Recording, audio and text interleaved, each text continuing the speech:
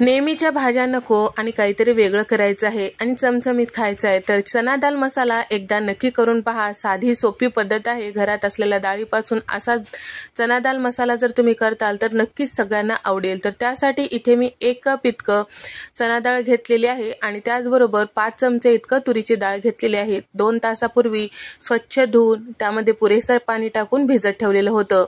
आता ह्या दोन्ही डाळी छान असे भिजल्या गेलेल्या आहे। तर चना डाळ भिजायला आणि त्याचबरोबर शिजायला वेळ लागतो, त्यासाठी थोडंसं भिजवलं की पटकन होतो। त्यानंतर आता यामधलं एक्स्ट्राचं पाणी काढून टाकलेलं आहे। कुकरमध्ये याला टाकून घेतलेलं आहे।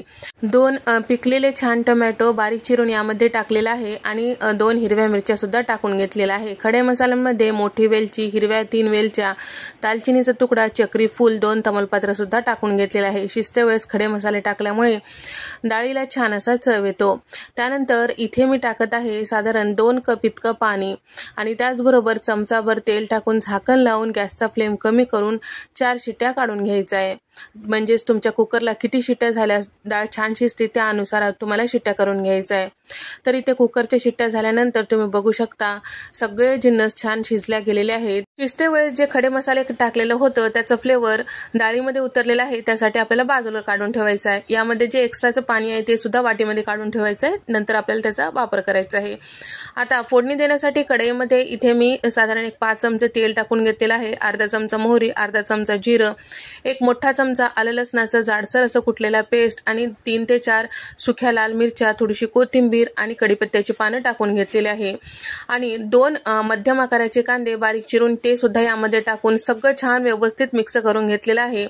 आता 1 मिनिट परतून घ्यायचं आहे। त्यानंतर पावडर मसाल्यांमध्ये इथे मी 1.5 चमचा लाल मिरची पावडर, 1 चमचा धने पावडर, 1 चमचा हळद आणि त्याचबरोबर अर्धा चमचा भाजलेली जिऱ्याची पूड, 1 चमचा गरम मसाला टाकून मसाले सुद्धा व्यवस्थित मिक्स करून घेतलेला आहे। त्यानंतर शिजवलेलं जे चना डाळ होतं ते यामध्ये टाकून घेतलेलं आहे।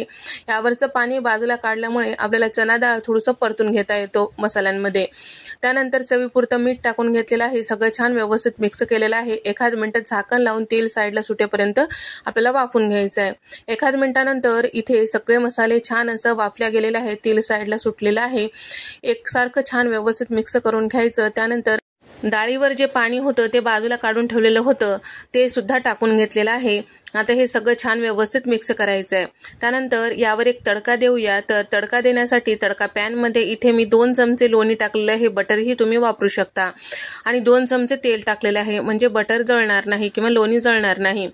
त्याचबरोबर इथे मी अर्धा चमचा हिंग, 8 ते 10 लसणाच्या पाकळ्या बारीक चिरून यामध्ये टाकलेला आहे आणि 1 चमचा कसुरी मेथी हातावर चुरून यामध्ये टाकलेला आहे आणि अर्धा चमचा बेडगी मिरची पावडर टाकलेला आहे, म्हणजे रंग छान सुरेख येतो।